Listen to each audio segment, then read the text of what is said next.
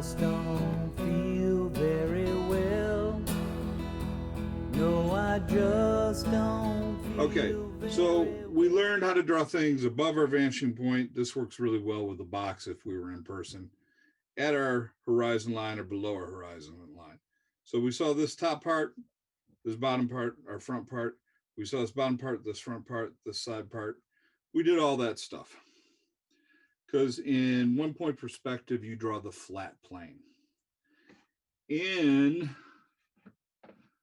2 point perspective, you turn that and you concentrate on the corner.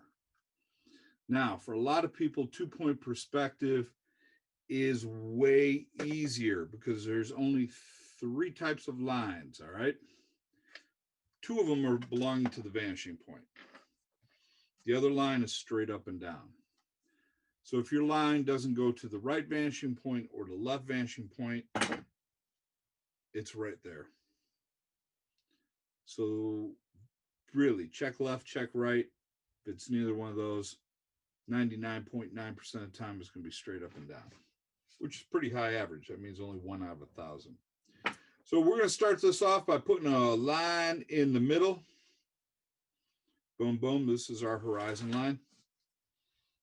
All right. Above the horizon line is above your eyes. Below the horizon line is below your view. So none of that changed, right? Horizon line is still acting like a horizon line. The difference is you have a left vanishing point. It's still a point. And I'm going to draw an arrow to it because you may not be able to see that very well. And you have a right vanishing point. I'll draw an arrow to that one as well. All right. Now, everything else that you're going to draw, every one of your parallels is a vertical. Huh? Yeah. Every one of your parallels is going to be a vertical 98% of the time. So in the middle of our paper, well, slightly off to the side of our paper, should have cleaned. I am going to draw a corner line of a building. So this is like if you were standing at the edge of the building, looking at the corner. All right. And it's real simple. Up and down. I'm not going all the way to the top. I'm not going all the way to the bottom. This is a simple up and down. Now, once you've drawn that line, the only thing else you have to do is connect up the left side to the left vanishing point and the right side to the right. It's just like this. This line goes to that vanishing point. So the right side of the line goes to the right.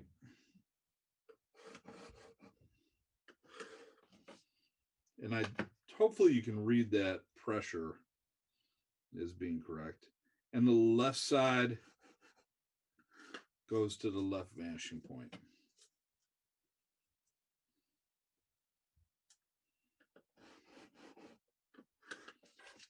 All right. Now you may wonder, whoops, let's zoom in on that so you can see a little better.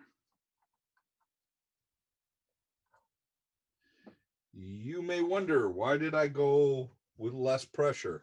Well, because I know I'm making a building and I'm probably going to have to do the sides of the building, and thus I'm going to have to erase those lines. So I'm going to make it easier on myself. All right, so I'll give you like, a minute.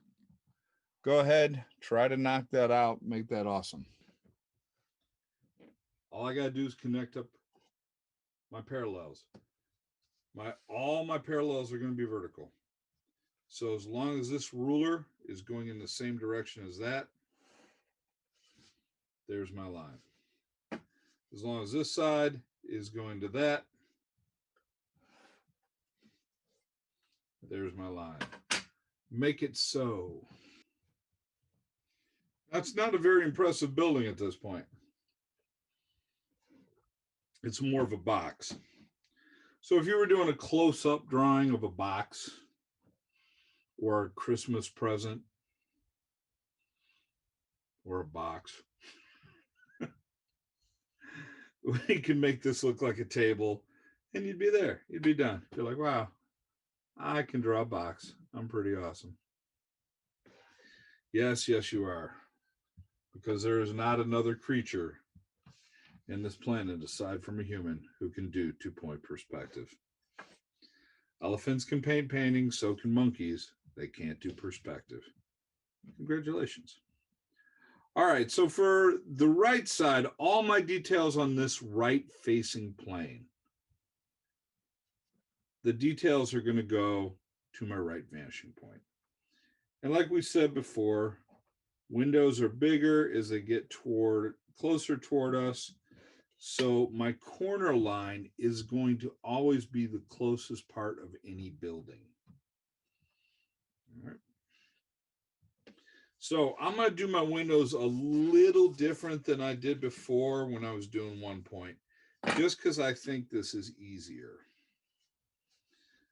I am going to draw a light line here off of these 3 lines I just drew.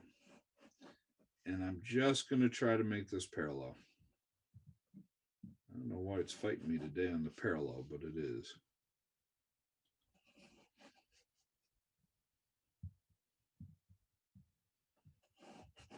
And you're probably thinking to yourself, man, those are some long windows. No, that's just so I can make sure all my windows are lined up. So, first top line, a little longer. Second top line, fraction smaller. Last top line, smallest line of all. The reason I put these lines coming down, and this is to make it easier for me, is I can put my ruler now on here and I can connect up my bottoms like that. I don't really have to move the ruler and I can do 3 bottoms. My next line will create the tops of my next row of windows. And I can erase that. What? I know, right? Here's my bottoms. Oh, got a divot in my ruler. Here's my tops.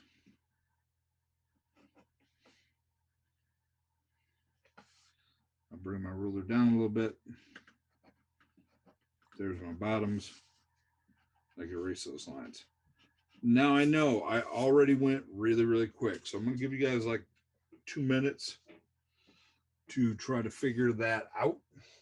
Just remember, tops and the bottoms are going to the right vanishing point. All your parallels are vertical. All the sides are going to be straight up and down. Okay, so I'm going to do one more set of windows and I'm going to do a door on this side. The reason I'm doing another set of windows is because I want you to be aware that when you go below the horizon line, your angle shifts. So like if you were to look up at your top windows, they're all angled downwards. These bottoms of these last row of windows are angled upward. And honestly, we should have probably erased the horizon line within our form just to make ourselves less confused.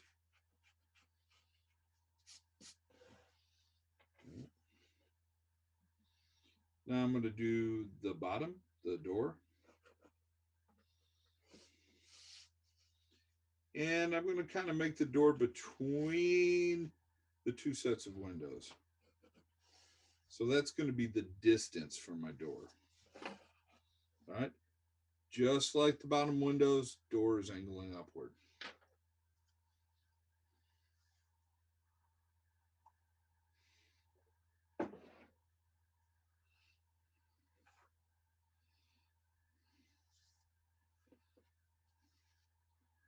Now let's say for the case of argument, I wanted to have this door be a double door. And I'm like, what is the middle of that space? I could eyeball it, but there's actually a way to do this. Now, these lines you draw that go from corner to corner of the door are lines that you will end up erasing. You're not going to keep those lines. But when you go corner to corner within a plane, it shows you what would be the center of that shape. Say it again.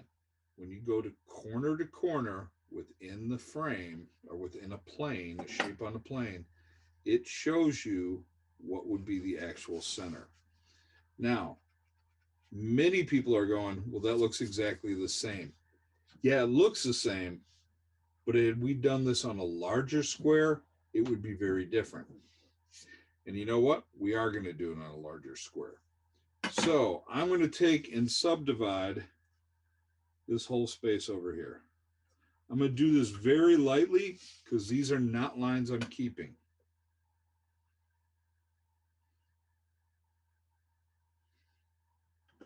In fact, I'll draw the line just to be sure. That X becomes the center in the math of this building. So if I were to split this building in two here, this is how I would split that building in two. So this building, because it's closer, or this part of the building is closer, it's going to be a little bit bigger. This building that's farther away is going to be a little bit smaller. Why is this important? Well, at some point I'm going to show you how to do a billboard and put letters on it. In a billboard going to the vanishing point, the letters are going to get smaller as you go. So it's kind of important to know that little trick. How often you use it is questionable. All right. So in this first part of the building, I'm going to take and make a garage, top of a garage door. Boom, boom, boom, boom, boom. And then I'm going to make the sides of my garage door vertical.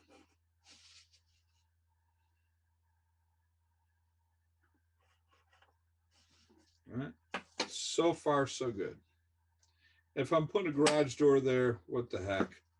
I'll put one in the back one too. It's just going to be a lot smaller.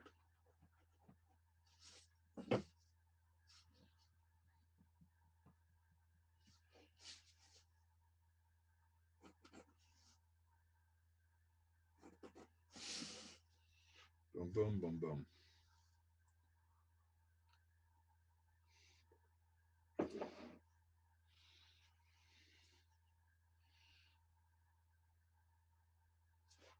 I'll give you about a minute on that one to catch up. I also need to go tilt my screen because I pushed it back. Can't really read anything from there. No, but it wasn't all that hard to do all the windows. I made it easier for you than it normally is if you're guessing. Okay. All right.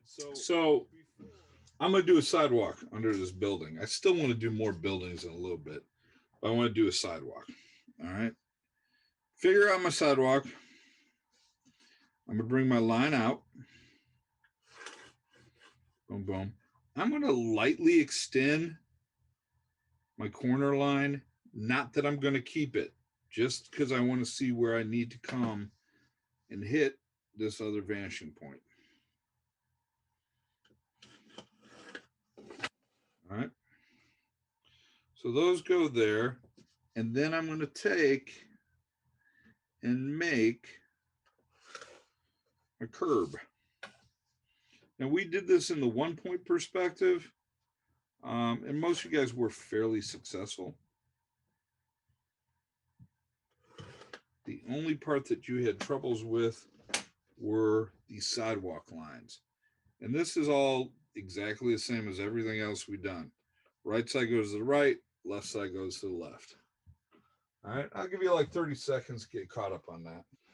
Okay, so here's the part where it gets a little bit tricky. And this was the same problem a lot of people had when they were doing their 1 point. Is their sidewalk lines got away from you. You didn't keep them horizontal. On the upside, excuse me, this one doesn't need to be horizontal, but all the sidewalk lines need to go back to the vanishing point. So on the bottom of the building, I just continue it till it hits here and I come down. And on the other side, I continue it and it hits here and I come down. All right, so I have made my first chunk of concrete. I'm so proud. But now this is where it's going to confuse everybody. Because your rulers still have to stay on your vanishing point. And what people do that mess this up is they just get in this idea that it needs to be parallel and they start doing that. And then they end up nowhere near their vanishing point. And they end up doing the same thing on the other side. They're like, I am connecting my right vanishing point with my ruler, but I'm coming out from the left side of the corner. Anytime you flip vanishing points, you can make something look like it goes into the form or that it sticks out of the form. In this case, we are pushing away from the building to make our sidewalk. Remember, these sidewalk lines get closer together as you get closer to the vanishing point because they're farther away. Yes, you're right. They are farther away. That's crazy. That's not really as crazy as you think. It's an illusion that looks correct. Part of what we do as a visual artist working in a two-dimensional world is what Wile E. Coyote did to the Roadrunner in every cartoon, right? He painted the illusion of a tunnel on a rock and hoped that that Roadrunner would die running into that rock. Now, hopefully nobody who's learning to draw is out there going, I hope that somebody dies when they see my drawing. No, that would be bad. But the concept is we have to create this illusion to make it look 3D, to make it look real. So a lot of times, sadly, we are the coyote.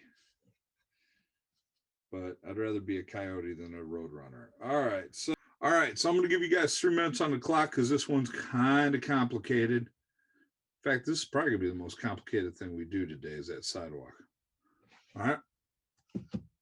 So take your time, make that sidewalk look spiffy.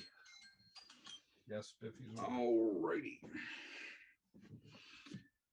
Now, we're going to put our ruler on the right vanishing point.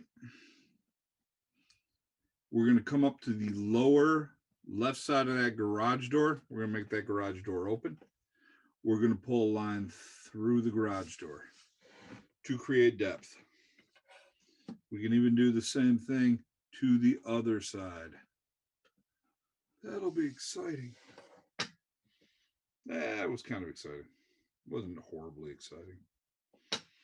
Okay. Now, what do I want to do? I know I want to put some more buildings in here. So I'm going to take and make another corner line. I'll put it over here. All right. Now, everything that applied to this corner line now applies to that corner line. Because every time you have a corner line, you're creating another space, right? Another form. So the left side of this new corner line goes to the left vanishing point. I make a vertical. Whoa. All right, erase my line here. To the right side of the corner line goes to the right vanishing point. And again, whoa. Feel like Keanu Reeves pre-John Wick. Dude. Now, there's one line I'm missing. And that's from the bottom of the corner line.